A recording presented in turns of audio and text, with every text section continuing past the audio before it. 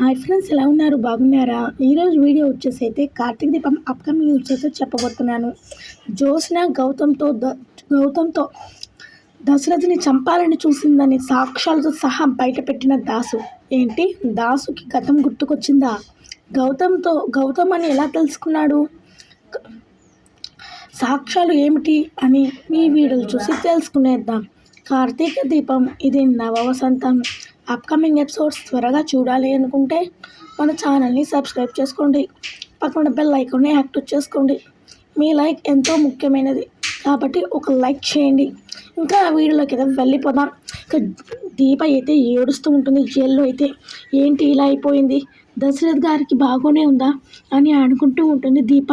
ఇంకా అప్పుడైతే ఎస్ఐ అయితే ఫోన్ చేసి శివనారాయణకి అయితే పోలీస్ స్టేషన్కి రమ్మంటాడు. ఇంకా పోలీస్ స్టేషన్కి వెళ్ళంగానే శివనారాయణ, ఏంటి మామ, తాతయ్య గారు శివనారాయణ గారికి ఎలా ఉంది అని అడుగుతూ ఉంటుంది దీప అయితే. ఇంకా నీ పుణ్యాన బాగానే ఉందమ్మా, సస్తుందో బతుకుతాడో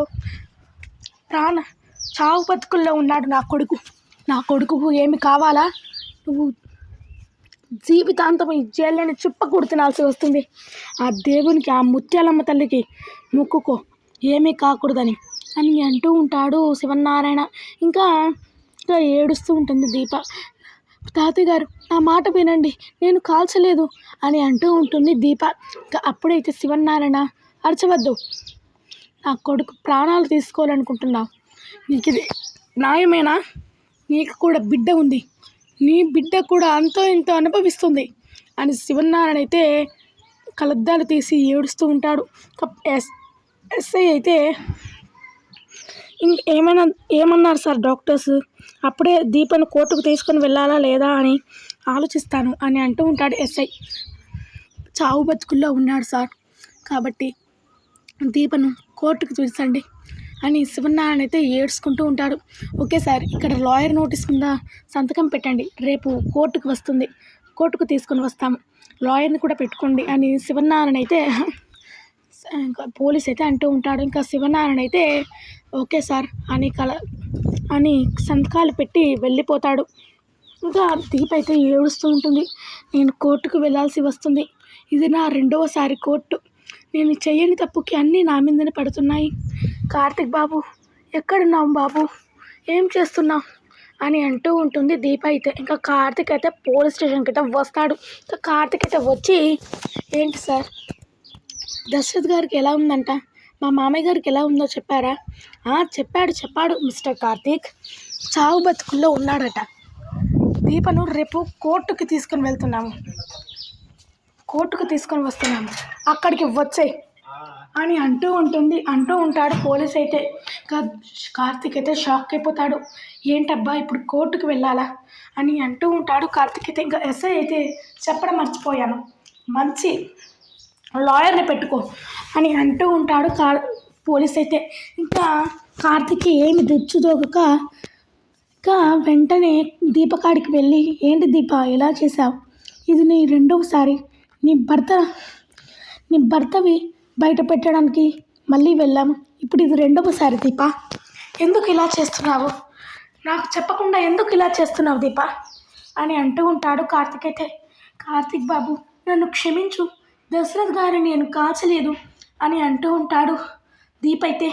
ఇంకా కార్తీక్ అయితే ఏమీ తెలియడం లేదు దీప, రేపు ఒక మంచి లాయర్ని పెట్టుకోవాలి, ఇప్పుడు నాకు డబ్బులు కూడా లేవు, లాయర్ని పెట్టుకోవాలి అంటే ఇప్పుడు డబ్బులు కావాలి అని అంటూ ఉంటాడు కార్తీక్ అయితే. ఇంకా దీప అయితే, అవును బాబు, నేను కోర్టుకు వెళ్ళాలి అంటే లాయర్ కావాలి, మన తరపు నుంచి మంచి వాదించే లాయర్ తీసుకుందాం, మనం విజయవంతంగా గెలిచిన తర్వాత ఆయనకు వడ్డీతో సహా డబ్బులు కడదాం బాబు అని అంటూ ఉంటుంది దీప అయితే.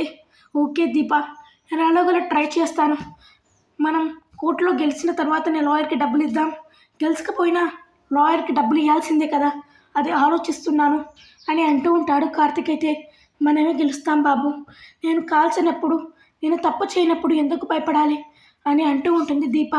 అవును దీప, నీ మీద నమ్మకంతో నేను లాయర్ని పెడుతున్నాను, మనం ఖచ్చితంగా గెలుస్తామని నీకు ఉన్నప్పుడు నేను కూడా గెలుస్తానని ఆశిస్తున్నా దీప, మామయ్యని కానీ పేల్చింది ఎవరో, అంతలోగా ఎవరో ఒకరు చెప్పి సాక్ష్యం చెప్తే బాగుండు అని కార్తీక్ అయితే అంటూ ఉంటాడు. ఇక అప్పుడైతే దాసు అయితే నిద్ర లేస్తాడు ఇంటికాడ నుంచి, కాశీ ఇంట్లో నుండి. ఇక నిద్ర లేచి ఏంటి ఇలా పడుకుపోయాను, ఇన్ని రోజులు ఏం జరిగింది అని అంటూ ఉంటాడు దాసు అయితే. ఇంకా కాశీ వాళ్ళ భార్య అయితే వస్తుంది. ఇంకా ఏంటి నాన్న ఇలా లేచావు, వెంటనే ఎందుకు లేచావు, నీకేమైంది అని అంటూ ఉంటాడు కాశీ అయితే. ఏమీ లేదురా, నన్ను కొట్టింది ఆ జ్యోత్స్ననే, నన్ను ఈ విధంగా చేసింది ఆ జ్యోత్స్ననేరా, అందుకే ఎన్ని రోజులు నేను గతం మర్చిపోయాను, ఇప్పుడు నాకు మొత్తం వచ్చేసిందిరా, నేను దశరథ్ అన్నకి చెప్పాలి అని వెళ్తూ ఉంటాడు దాసు అయితే. ఇంకా అప్పుడైతే కాశీ అయితే మామయ్య, డాడీ, బాబాయ్ బాబాయ్ హాస్పిటల్లో ఉన్నాడు, దీపక్ కాల్చిందని, రివాల్వర్ తీసుకొని కాల్చిందని అందరూ చెప్తున్నారు, శివనారాయణ గారు వాళ్ళందరూ హాస్పిటల్లో ఉన్నారు డాడీ అని అంటూ ఉంటాడు కాశీ అయితే. ఇంకా ఒక్కసారిగా అయితే షాక్ అయిపోతాడు దాసు. ఏంటి, దీప అన్నయ్యని కాల్చిందా, ఇది నేను నమ్మనురా, ఇదంతా ఆ జ్యోత్స్న కుట్రనే అయి ఉంటుంది, దాని సాక్ష్యాలతో సహా జ్యోత్స్ను అరెస్ట్ చేయిస్తాను అని దాసు అయితే కార్తీక్ వాళ్ళ ఇంటికి అయితే వెళ్తాడు. ఇంకా అక్కడైతే కాంచన, కార్తీక్, అనసూయ ఉంటారు. ఇంకా అప్పుడేకైతే కార్తీక్ అయితే వస్తాడు. ఏంటి మామయ్య ఇలా వచ్చావు, ఏమైంది, నువ్వు ఇలా తిరగకూడదు, ఇప్పుడు ఎండాకాలం కదా, కూర్చో ముందు అని మంచినీళ్ళు తెస్తాను అని అంటూ ఉంటాడు కార్తీక్ అయితే. అవేమి వద్దురా, ఏంటి మామయ్యని దీప కాల్సిందంటుంది, ఇప్పుడు దీప ఎక్కడుంది అని అంటూ ఉంటాడు దాసు అయితే. ఇంకా అప్పుడే అయితే ఇంకా కార్తీక్ అయితే అంటూ ఉంటాడు, అవును మామయ్య, దీపనే కాల్చిందని శివనారాయణ వాళ్ళు పోలీసు వాళ్ళు అంటున్నారు, ఇప్పుడు దీప అరెస్ట్ చేశారు, జైల్లో ఉంది అని అంటూ ఉంటాడు కార్తీక్ అయితే. ఇంకా అప్పుడైతే దాసు అయితే షాక్ అయిపోతాడు. ఆ ఇంటి వారసురాలు జైల్లో ఉండడం, ఒక పని మనిషి కూతురు యావదాస్తికి అనుభవిస్తుంది, అదంతా జ్యోత్స్న పని అని అనుకుంటూ ఉంటాడు మనసులో అయితే. ఇప్పుడు దీపుని ఇలా బయటికి తెస్తానవరా అని అంటూ ఉంటాడు దాసు అయితే.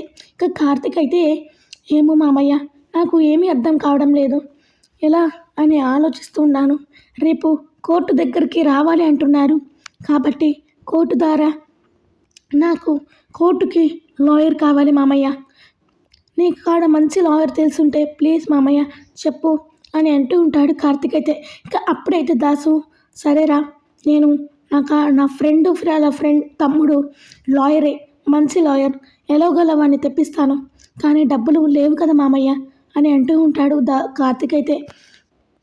ఎలాగోలా ఏర్పాటు చేసుకుని నేను ఇస్తాలేరా అని అంటూ ఉంటాడు దాసు.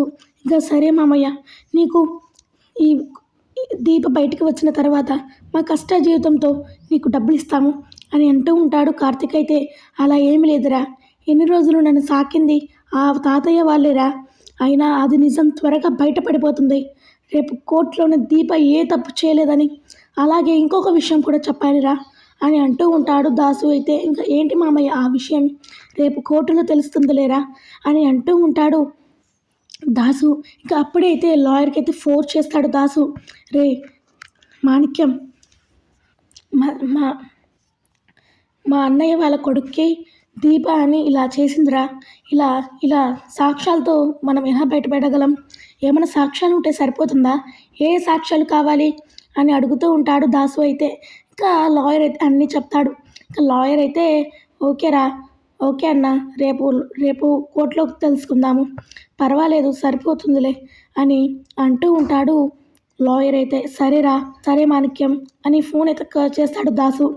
తెలిసింది కదరా, రేపటి నుంచి వస్తాడు మన లాయర్, ఆయన మంచి మాణిక్యం, ఆయన పేరు మాణిక్యం పేరు, మీరు రేపు కోర్టు దగ్గర మాణిక్యాన్ని తీసుకొని మీరు కోర్టుకు వెళ్ళండి, నేను సాక్ష్యాలతో సహా అడిగి వస్తాను అని అంటూ ఉంటాడు దాసు. ఏంటి మామయ్య, ఏంటి మామయ్య, ఏం సాక్ష్యాలు ఉన్నాయని నువ్వు తెస్తావు, ఎలా తెస్తావు మామయ్య అని అంటూ ఉంటాడు కార్తీక్ అయితే. తెలుస్తుంది లేరా, ఒకరిని గట్టిగా అడుగుతూ తెలిసిపోతుంది అని అంటూ ఉంటాడు దాసు అయితే. ఇంకా అయితే అప్పుడే అయితే ఓకే మామయ్య, నువ్వు జాగ్రత్తగా వెళ్ళు, లేకుంటే నేను డ్రాప్ సిద్దున ఇంటికాడ అంటే నాకు ఒక చిన్న పని ఉందిరా అది చూసుకొని ఇంటికి వెళ్తాను అని అంటూ ఉంటాడు దాసు. ఇక దాసు అయితే వెళ్తూ ఉంటాడు. ఇక వెళ్ళంగానే ఫోన్ చేస్తాడు పారిజాతానికి. ఇక పారిజాతం హాస్పిటల్లో మాట్లాడుతూ ఉంటుంది. ఇక అప్పుడైతే శివనారాయణ అయితే వస్తాడు. ఇక అప్పుడే కొడుకు చేస్తాడని ఇంపార్టెంట్ కాల్ అండి అని మాట్లాడడానికి వెళ్తుంది పారిజాతం.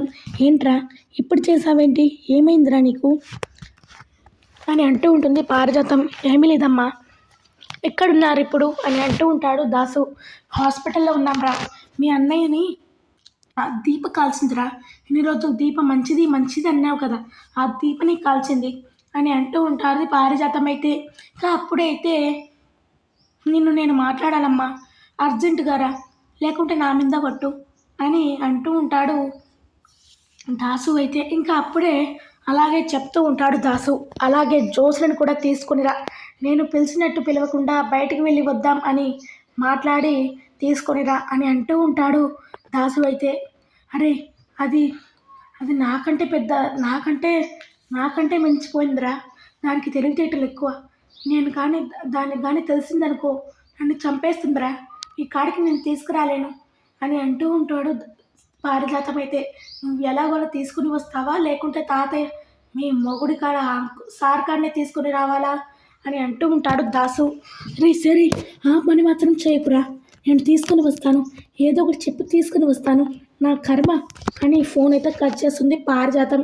ఇంకా దాసు అయితే తీసుకురావాలమ్మా, ఎన్ని రోజులు నువ్వు చేసిన కుట్రలన్నీ రేపటితో బయటపడిపోతాయి, ఇంకా ఆ జోస్లా నువ్వు అడుక్కు తినాలి, నువ్వు మా అమ్మవి కాబట్టి నేను చూసుకుంటాను, కానీ నా కూతురు కానీ నేను చూసుకోగలను, కానీ అది దీపని మోసం చేయాలనుకుంటుంది, దీపం మీద కుట్రతో అలా చేస్తుంది, కాబట్టి దానికి ఇంకా జైలే దిక్కు, కన్నా తండ్రిని జైల్లో వేపిస్తున్నానంటే చరిత్రలో నిలిచిపోతుంది అని దాసు అయితే అంటూ ఉంటాడు. ఇంకా అప్పుడే అయితే పారిజాతం అయితే జోస్కి అయితే ఫోన్ చేస్తుంది. ఇంకా ఇంకా జోస్ అయితే మాట్లాడుకుంటూ వస్తుంది. వసే ఇట్రాయే త్వరగా, బయట హాస్పిటల్ బయట ఉన్నాను, త్వరగా వచ్చే అని అంటూ ఉంటుంది పారిజాతం అయితే. ఏంటి గ్రాని, ఏంటి ఎక్కడికి అని అంటూ ఉంటుంది జోస్నైతే. ఇంకా అప్పుడే వస్తుంది జోస్న పారిజాతం దగ్గరికి. మనం ఇంపార్టెంట్ కాడికి వెళ్ళాలని, లేకుంటే మన కుట్రలన్నీ బయటపడిపోతాయి, నువ్వు అసలైన వారసురాలని అందరికీ తెలిసిపోయే ముందు నేను ఒక పని చేయాలి, త్వరగా రా అని అంటూ ఉంటుంది పారిజాతం అయితే.